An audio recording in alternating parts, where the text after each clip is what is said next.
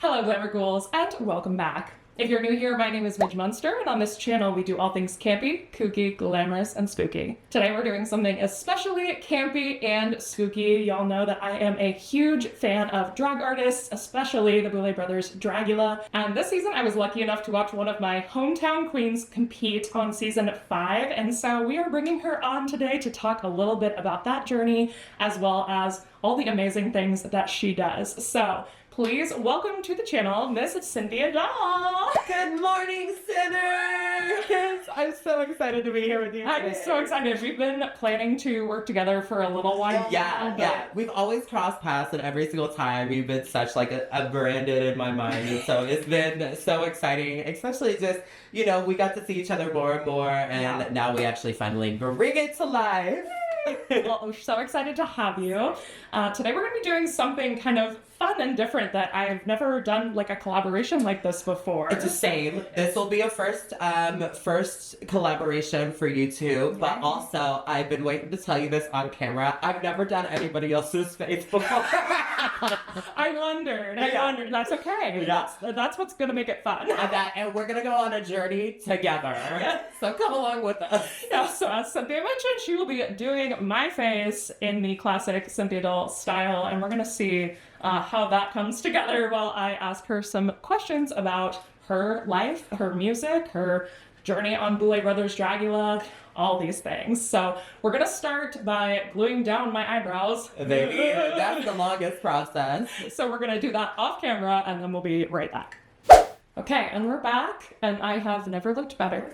I know, we got the brows down. I'm really proud of you. You did a good job, considering she doesn't have to do this stuff. Yeah. She's browless by nature. Yeah, so like during the pandemic, I ran out of the Prozac that I use, and so I was just like, I'm just shaving my brows, and I never went back.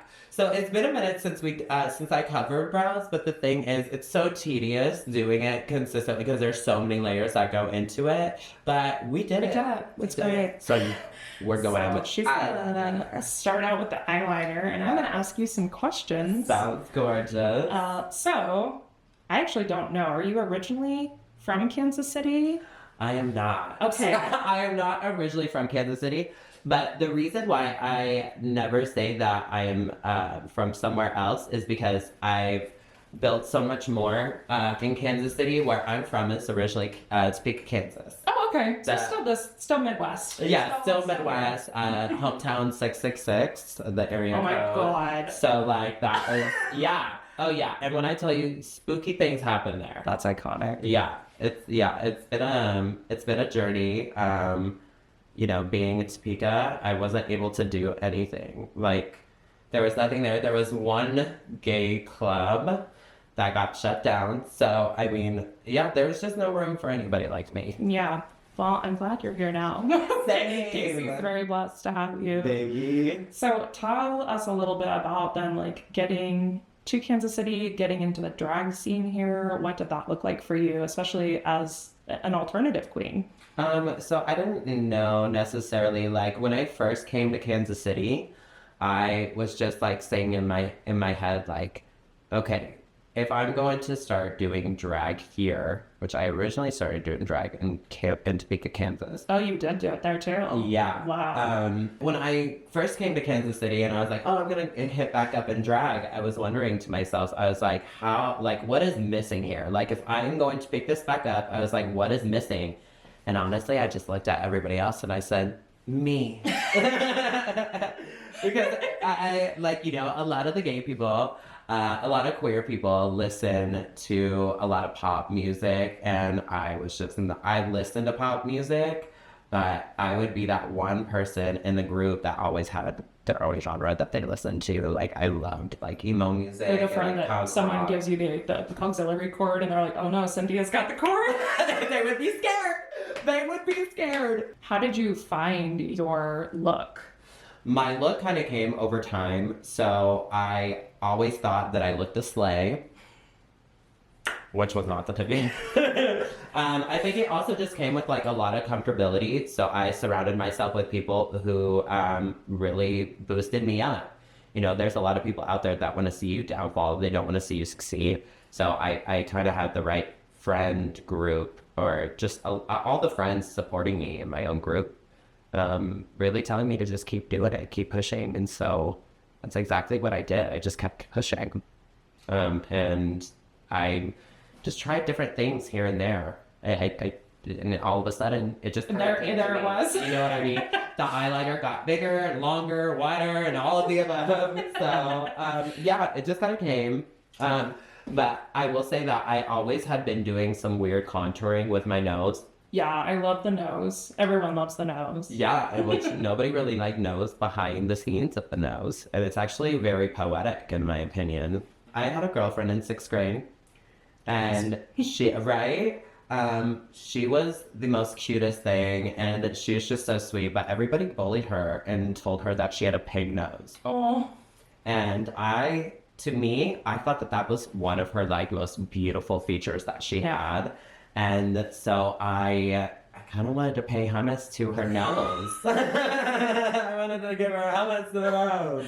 I love that. Yeah, and so I ended up, kind of taking that with me, and it's because I find imperfections to me are a beautiful thing. I've always thought so too. You know what I mean? Yeah. It's there's something like some people would be like, oh, I hate my lisp. I'm like, no, I love It makes you interesting. Yeah, there's it's like a characteristic of yours that I appreciate, but nobody else is gonna appreciate stuff like that, and which is on them. But when you find people who are I don't know, she had just beautiful nose and she just got hell for it. That's so sweet. I hope that I kind of hope that she's watching. Maybe she doesn't know that. She probably doesn't. She probably does not. Which I would tell her about it, but I don't know. Sure, you don't want to be like, hey, I haven't talked to her since we broken up in 7th grade, girl. You broke her heart and took her nose.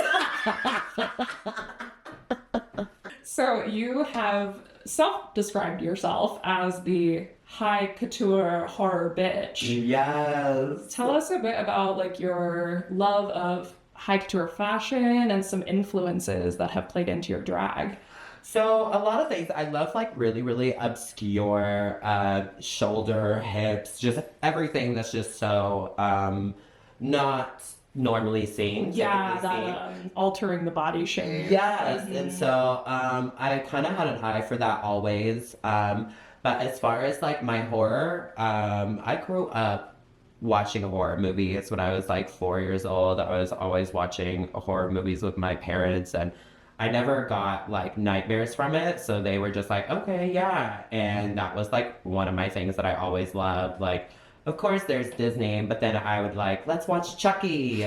You know what I mean? Well, I find it interesting you talk about that aspect of, the body shifting the body shapes and in high fashion, because that's also what I always loved about Tim Burton as a kid, the exaggeration of the human form. Yes. And so you can play with that in high fashion so many ways too. Exactly. But the thing is, I would not have been able to really open my eyes if it wasn't for my drag mother. Mulan, really, I would bring an idea to her and she'd be like, well, it would make a very more impact. It would make more of an impact if you kind of did it this way. And so having someone with the correct point of view, it was just so cool. She had taught me and opened my eyes so much that I don't think I would have grown as a person or entertainer without her. Yeah, I will. I'll put Mulan's information here for her to go follow her online. She's incredible, and she makes a lot of the girls' clothes. She is the most talented, selfless person I know. She's amazing. Yeah. So a lot of people are obviously meeting you for the first time via Boulet Brothers Dragula Season 5, which we're so proud of you for that. Thank you so much. But those of us who are KC people have gotten to watch you grow as a drag artist and a performer, and specifically as also a musician, which is really something I've always loved about you. Aww. So for you, what came first, making music or doing drag, or do those things always coexist for you? Yes.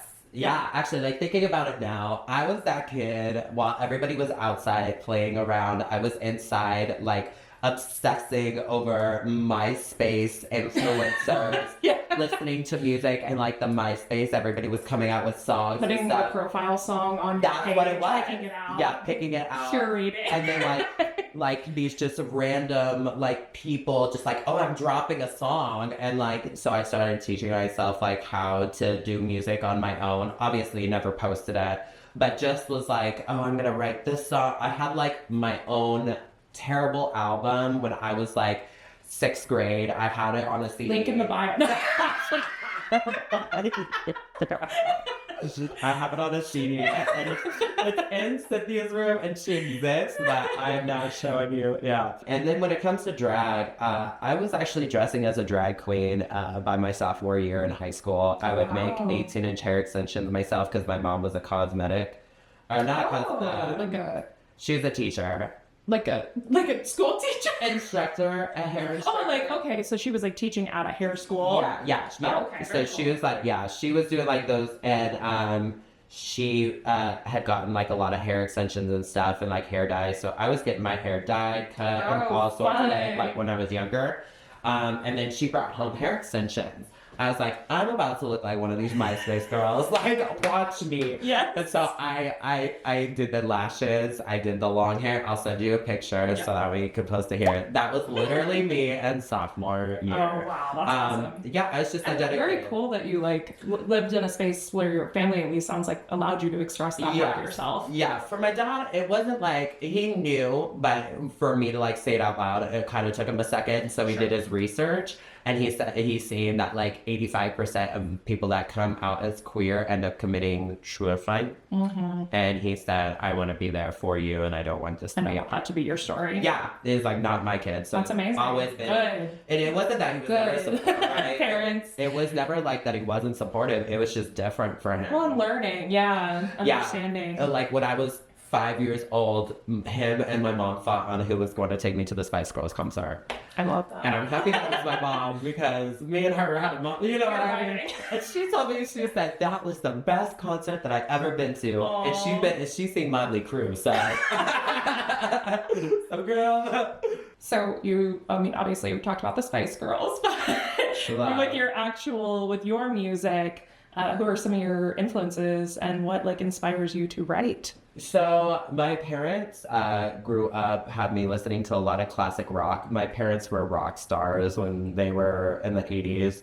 And that's kind of like what it traveled along to me, listening to a lot of classic rock. I just loved that sound and just the era that it was in. It was just very a carefree era. Like growing up into it, very thankful. But growing at the time, like my peak of music was like Good Charlotte, Sum 41, Limp Bizkit, Blink-182. Those were kind of like the staples that I was able to. It was like grew up on a rock staple, but then like being able to kind of jump into my own thing, you know? And it hit for us too, like we're about the same age. And it hit at the time where like you're feeling the most angst you could possibly feel. Life is a roller coaster, and if you don't buckle up, girl, it's gonna drag you around like a rag doll. You know, that's a better phrase than life is a box of chocolates. What? Yeah, I was the roller coaster from Final Destination 3.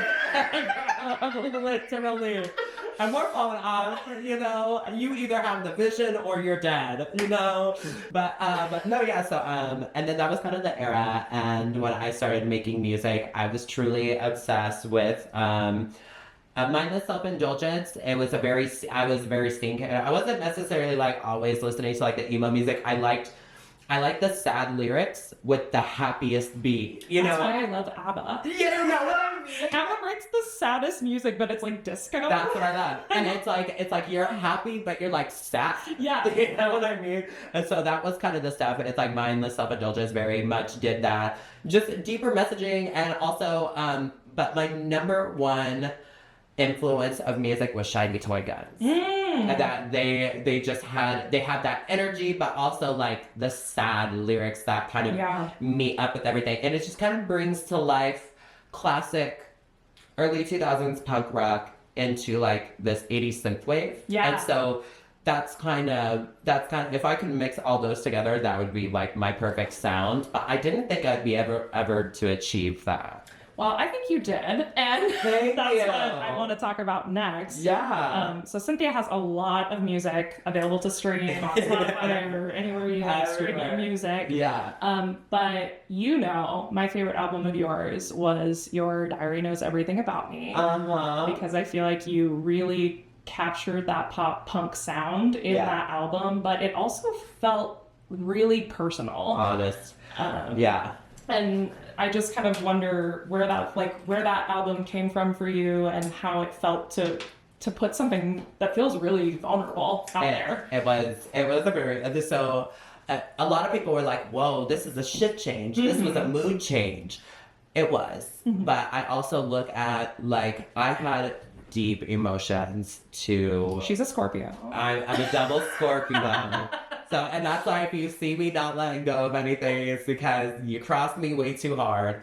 No, and I was just going through some hard things in life where I just felt like I am ready to not put myself in drama. Instead, I'm going to write about it, and I'm literally going to drag this specific person through emotions of a song. And that's exactly... Transmute it into your art. Yeah. That's so powerful. But the reason why I kind of saved that sound, because my first two albums are very, like, club, and, like, the reasons why I made those very club was because we were in an era where there was no club music. So I was like, oh, if no one's going to give us the music, I'm going to make it my own.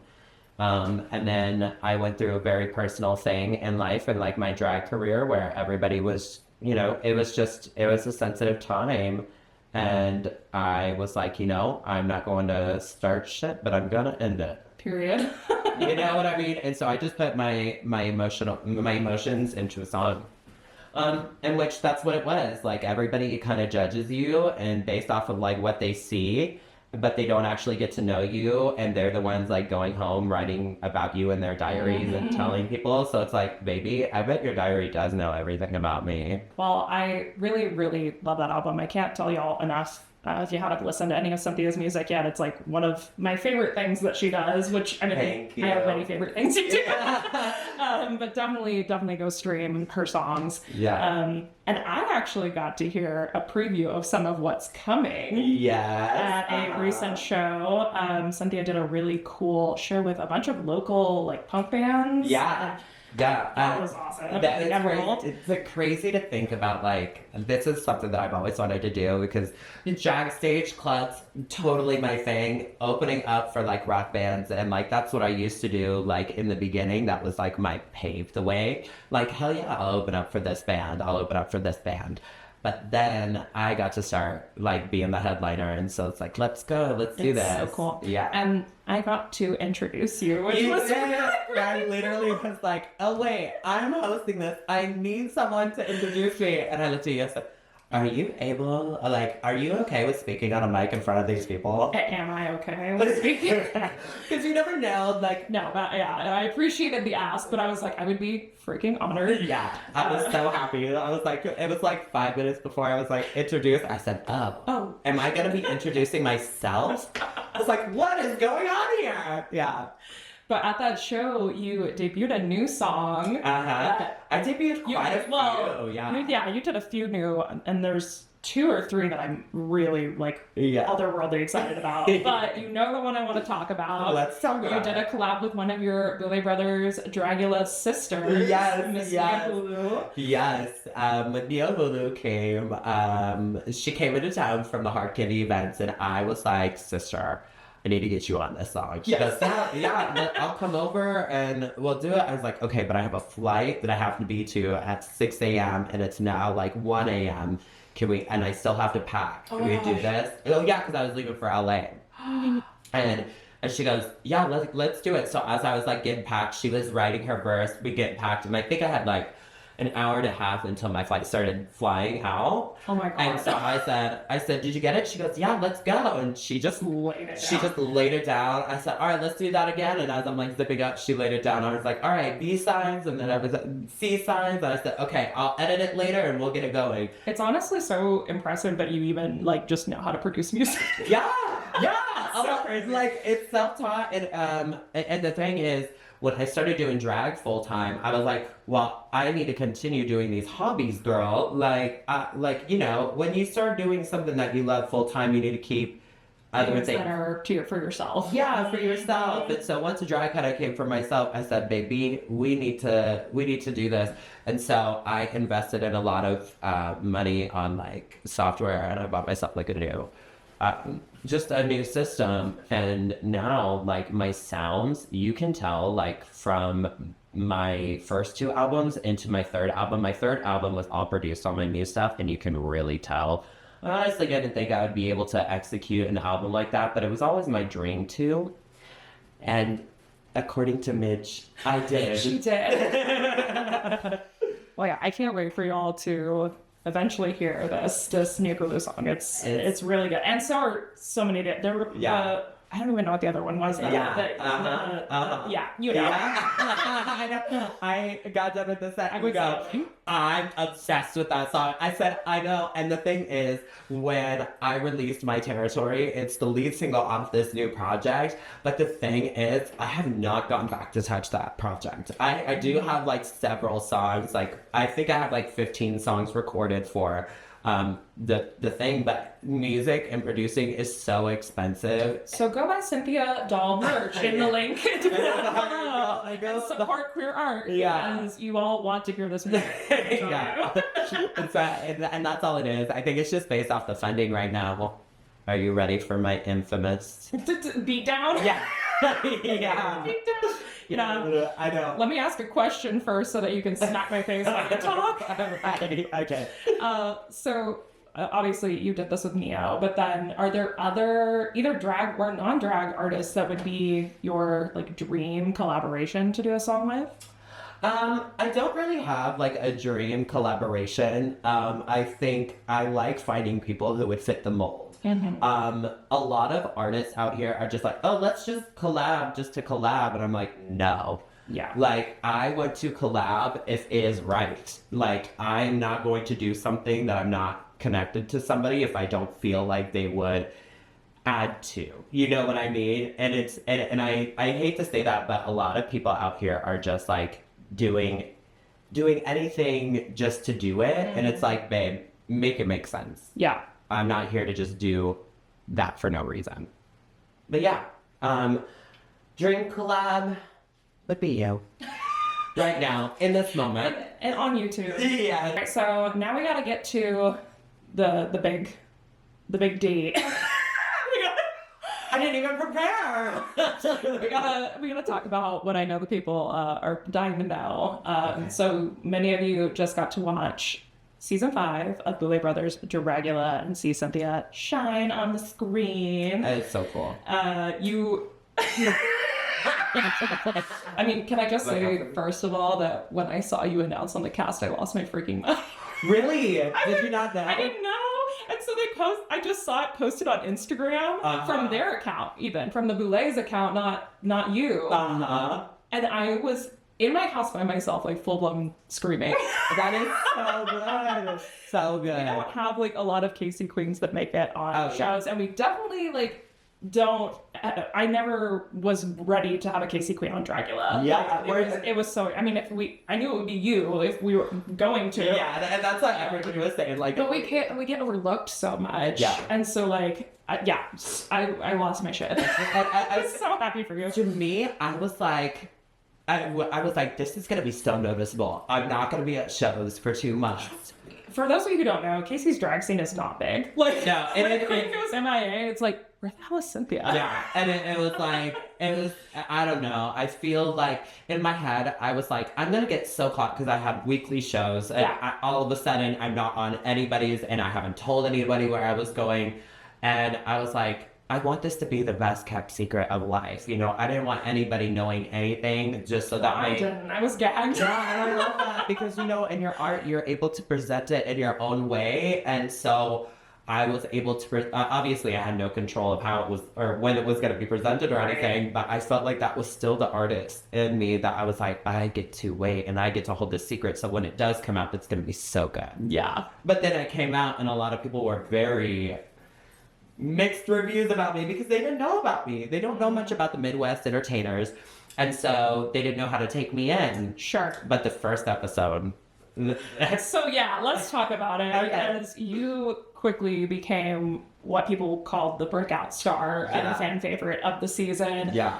Did you set out knowing that you were like making great TV, or is that just a byproduct of like who you are?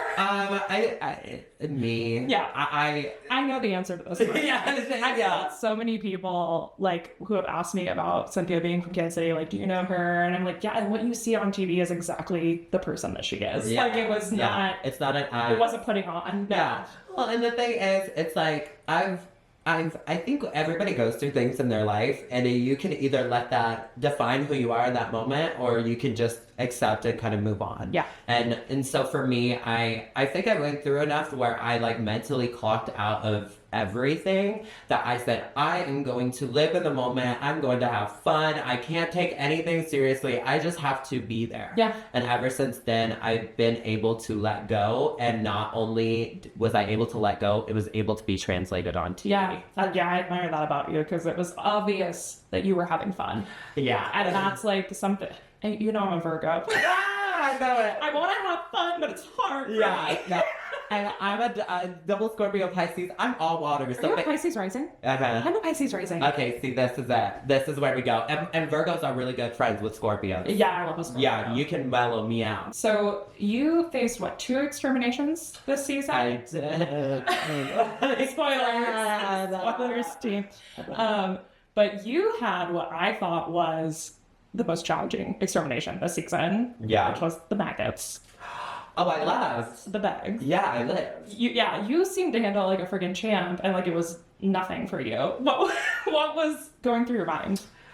Make these people believe that I am not struggling. Do you have a bug thing or no? No. The thing was, it was It's different. I don't have a bug thing, but if they're in my mouth, that's different. Or if the camera's rolling, there's $100,000 on the line. You're like, well, period. you know what I mean? But the thing was, is like, it was the second week, and I was just like perceived really well with my mushroom look, and then I go in with my 90s children, kids, trash moment. I was like, I can't go home. Yeah. I was like, this is not an if and or but. I'm letting every single person in the room know I'm not going home. Yeah. Like, and that was clear. You went out the minute that started rolling, and you were just like full face down in those bugs. I was like, oh, she's hungry. She wants it. She's not going home. There was a moment, and a lot of people were shocked at my performance on that. Mm-hmm. And it was because my tactic, I wasn't just scooping them up with my mouth, I was inhaling. Yeah, you were like that. I said, I went. Yes. I was the person knocking on your door, said, do you want to buy this vacuum? Because I'm sucking these things down. It reminded me of in like old cartoons when they would like eat a plate of food and their mouth would turn into like a vacuum. and they go, Yeah, that was Pee Wee Herman. Yeah, I know that was me. It was that. That was me. Yeah, I was determined. So kind of in that same vein then, like in what ways did you surprise yourself on the show, like with what you were able to do? Surprising myself. I'm surprised that I did that. I'm truly surprised that I did the maggots.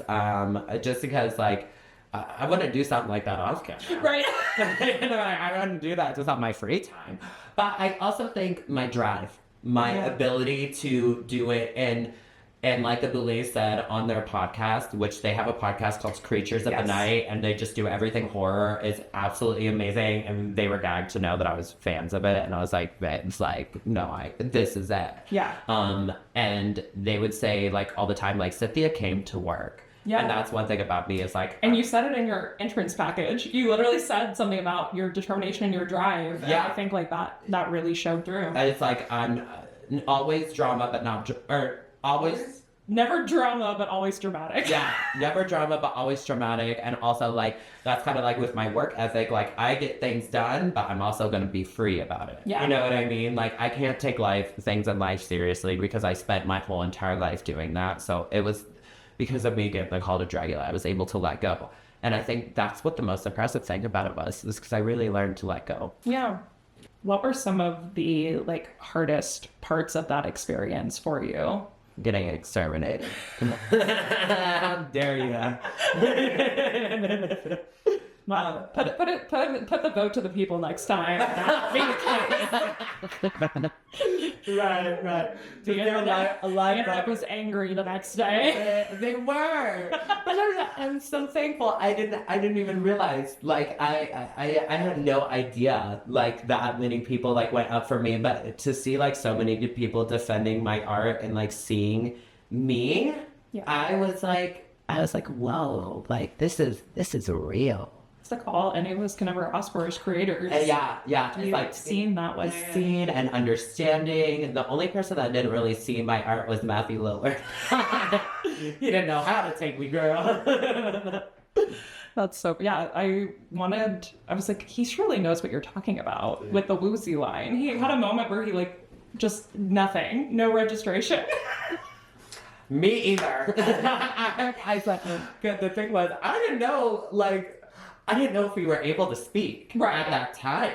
So, because they were giving me their critiques, so I was just like, and then it got quiet. And I said, in my head, I'm like thinking, do I speak? And like, do I what? And then I think it was Swantula that was like, yeah, it's very real. Like my character, and I'm over here like, Matthew, and I was like, oh, that's not I gotta get. I was like, oh, maybe I spoke out a lot. But no, I didn't. But Matthew did not. He was like, yeah. So we are officially back. Yes, we did some detail work off camera because Cynthia needed all 4 brain cells on both of ours. We worked together. Yeah, she had 2, I brought 2. Yeah. And one of them wasn't working, so I was running on only one. Don't look at yourself up close. Now we are on to the iconic nostrum. The nose. The nose. So what was it like working with so many other drag artists in like close quarters? I mean, obviously you do that in clubs and things, but not in the pressure cooker, like reality TV. Yeah, not in the pressure cooker, but also we don't know each other. Right. And the real, knowing, I'm like, everybody in the city respects me and they know like how kind and like lovable I am just like as a person. I'm not blowing steam on my ass. I know that sounds probably like I'm... No! It's like, but being a very, very well-respected person in Kansas City, I was thinking like, oh, these people are going to respect me. No. Yeah, I had to prove that. And then also like everyone's like, oh, the drama in between like you and JK. I'm like, no. Drama between everyone and JK? Everyone and JK, but between me and JK, that was 100%. Like nothing was orchestrated. Yeah. You know, it's like, that was real. I was ready to walk out. Ready.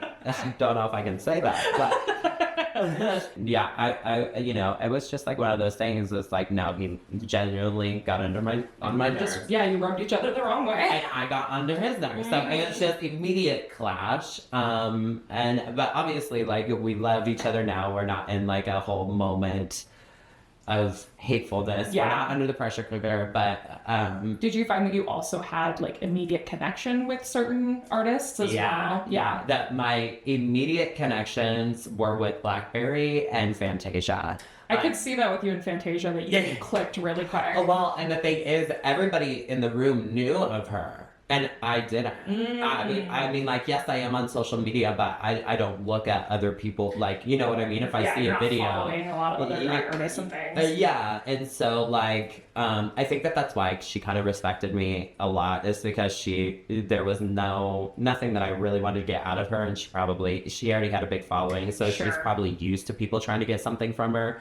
But me, I just genuinely had a connection with her, and she knew that, you know, and so it was me, her, and Blackberry that were always like on screen together. So it was amazing. And Neo, I respected her drag so hard, just because of everything that she was presenting was like not only wowing the judges but wowing me. Yeah, like she was just so talented, so sweet, so nice, and I look to people that way. Like I want you to be a respectable, like, Any egos?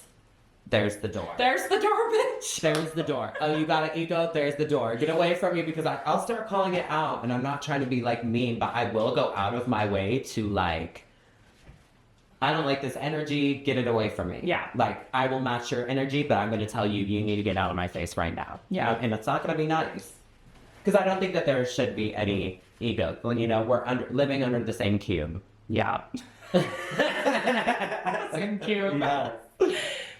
If you had to switch drag styles with one of your competitors for a day, who would you choose?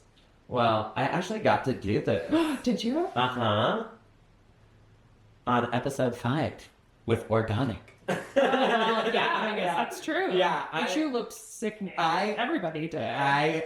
When we were showing our presentation as like getting ready, when Organic put that soul thing, what is it called? The saran wrap. Yeah. When he put the saran wrap, my face was like snatched back, and I was like, oh my god, I feel glamorous. And so like, so now you're wrapping your head every show. oh my god, I will, because it really snatched my face back. And so when we're being critiqued, and you just see my nose like up in space, and my face is just like, and I'm over here like, yeah, I feel good. Like, so, and also like helping him cut all the noodles and like wrapping them up and, you know, patting the liquid latex on it. Just like being a part of that world and just being a part of that band made with him. It really gained the respect for Organic, because that was just, it's his vision and artistry and like creating all those pieces that still reflect who each of you were as drag artists was really amazing. And when I tell you, I was sitting there saying like, this is going to be the biggest production that you've seen from a Monsters of Rap challenge, and I was not joking. No, like that was probably it was the best one to me. I don't know how you're going to be able to top that. No. So, final Boulet Brothers Dragula question, because I know people want to know. Would you ever return, and if you were asked to do like Titans or something? You know, it's a lot of dedication. Yeah. It's a lot of dedication, and you know, yeah. And not reason. I would do it. I would do it. Yeah, it's a lot of dedication and it's a lot of credit. So, like, one thing about me, and that I haven't really like said much, ever since we stopped filming, I never mentally clocked out. Yeah. And I never understood why. But then I realized, oh, you don't have any wins under your belt. So it's like, the story is not done. My story is not done. It is not done, and it can't be not done. You know what I mean? Like, my life will not be complete, like, truly. And I'm not trying to be like, oh, me. No, truly. Like, I'm mentally still in the Boulet manor. Yeah. And I don't know why. Well, I think as much as, like, I have so much admiration for what you did show on the show, I think you have even more to show. And I think everyone like knows that. Yeah. Because like you are so multifaceted. Yeah. So I'm hoping that in the future you get even more opportunities to go show the many aspects of Cynthia Doll. and that's like the thing, like, I have such big respect for the Boulets, and like, I'm so happy that I got to be a part of their vision. And just the team in general, I just love being surrounded by people who are hard workers. Yeah. Dedicated people are just so inspiring to me. That's why you love me so much. You are so fun. I literally can play blonde in the background and just go. And it's, so I have like my specific people that I watch, and sometimes like I'll wake up at, I need to stop listening to podcasts before I go to bed because I tune everything out. Yeah. And my alarm clocks will go off and I don't hear them because my podcasts or whatever, but I watch my podcasts on YouTube. Mm-hmm. So I have like kind of a set, like people like that I want flowed into my algorithm, and I'll wake up with you just like, so today we're going. Hello, Glamour Ghouls. Yeah, literally. Well, maybe if you're a podcast fan, maybe we need to talk about having you come on Ghouls Night Out. I would love that. I'd just like to see Cynthia on Ghouls Night Out. Ooh, that's like one thing I always wanted to be a part of a podcast. And we had Peaches Christ not too long ago. Did you really? Because I mean we're both queer also, so yeah. Having queer artists on and talking about where there's so many places where horror and queerness intersect. You would be surprised. Yeah. But I mean, if you look at Nightmare on Elm Street 2. My uncle, Mark Patton. Jesse is my uncle. What? Yeah. No! Yeah. What? Yeah, so I'm like, I'm horror royalty. It's fine. Oh my god, I am not worthy. Alright, now we just have to do the lips. Lips. And where's that? Come to these lips. Where can I go you? Hold on, let me ask you something. Okay. So it's been a big year for Yeah. House of Couture. Oh my god. You were on Boulet Brothers Dragula, and now Yeah. your sister Q is on RuPaul's Drag Race. Yes. Very exciting. Yeah, it's very exciting for Kansas City and the House of Couture for sure. Yeah, so what does that mean for both of you? I know you can't speak for Q, but like to be representing Kansas City on such large stages and to be like representing your house, what does that mean to you? So I think like I honestly think like when Q got the call to go to Drag Race, we all came together as a house and we were working hard. We were making sure that just things were going smoothly. Anytime that they needed help or we needed help in general, we're always together. Yeah. And she got the call and before she left, I got the call for Dragon Night. So I looked at my mother. There was a mother quake in the House of Couture. No, it was amazing. Q being able to go to Drag Race and then me immediately getting the call to the Boulets. It was just work all year. And then so I kind of give Q a lot of because I'm like, oh yeah, you just wanted to copy me after I got on TV. Because we were aired first, even though like we were the second film, we were That's aired funny. first. So I was like, you just wanted to follow my footsteps. Remember, you're a young sister. You followed suit with your older sister. But no, it was amazing, and I think my mother really kind of had a moment with us and was like, you guys are spreading your wings and I'm so proud to see this. And we all had a moment together and we're so proud of our hard work. Like, It should be. yeah, it's been amazing. And just seeing my sister grow and her watching me and having the support, I think our house is even more stronger, even though we don't get to see as much every day and we might be doing something different in our lives or like whatever we're going through, we still know that we can come together at the end of the day and like eat food. Yeah. That's the one thing that mother loves. Like, I think that's how we kind of became a house because we were always working together and she'd be like, you coming over? I'm making food. So I'd eat all of her rice and just like, she's Asian. So we'd always she honestly like opened my eyes to food. Like, I never thought I'd like Indian food, but That's my favorite food. I'm obsessed. And I'm like over here like, so are we going? Mother, when is dinner? Yeah. Okay. So where are we going? And she loves a buffet. So anytime that there's like a buffet, You go to the Taj Palace. yes, 39. that's what it is. It's so young, and then like the way that they have flavors, packed. It's just Punch. yes. And I'm just sitting here like, how do you compare? You can't compare anything. Yeah. Are y'all ready to see the reveal? It's just hang on. Introducing Midge. Doll! Y'all. Isn't it sickening? I'm dead. How do Is you this feel? like how you feel every day? Always. It's so good. It's so cool. Y'all are rebranding the channel. Yeah. This is who I am now. I know. This is giving me all of the like my heart that wanted to be like the scene kid so bad. Yeah. But my parents wouldn't let me do weird shit to my hair. Yeah. Well, and that's like where my whole entire inspiration, like I wouldn't be the artist today if I didn't have that era of my space. And this is sick. It's so wild to like look at me and see you. And see me. I know the Cynthia Doll mannerisms. Oh my god. Now, can you give us the good, there's the door, bitch? There's the door, bitch! Oh my god. Well, this is pretty much the most fun I've ever had. I'm so happy. I was so happy. Cynthia was just talking about how her house loves to eat together. That is true. Well, we are about to go eat together. I mean, we already ate. Oh, we ate. But now we're going we did the alphabet in order. We are going to go film a video for Cynthia's YouTube channel, which I will link in the description box. Be sure you are subscribed and following her as well. And then tomorrow, after this video comes out, we'll have a video over on her channel. We are eating spicy noodles and talking about our favorite horror movies. From 10 to 1. Yes, a countdown of our favorite horrors. Y'all want me to talk about horror movies all the time, and I never do. And I don't either. Yeah, so here's your chance to hear my top 10.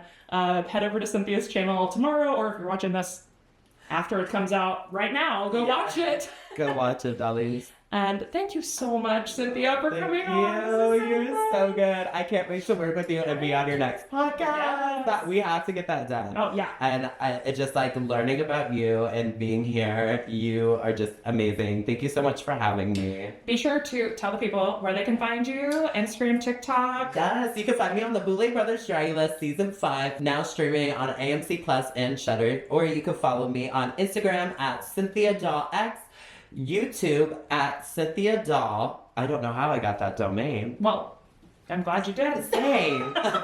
You can also find me on X at CynDollX, and also you can find my merch with the link in the bio. Yeah, so we'll link all of Cynthia's stuff down below. Be sure you are following her and go watch Boulet Brothers Dragula Season 5 on AMC Plus and Shudder. Until next time, keep it campy, kooky, glamorous, so kooky.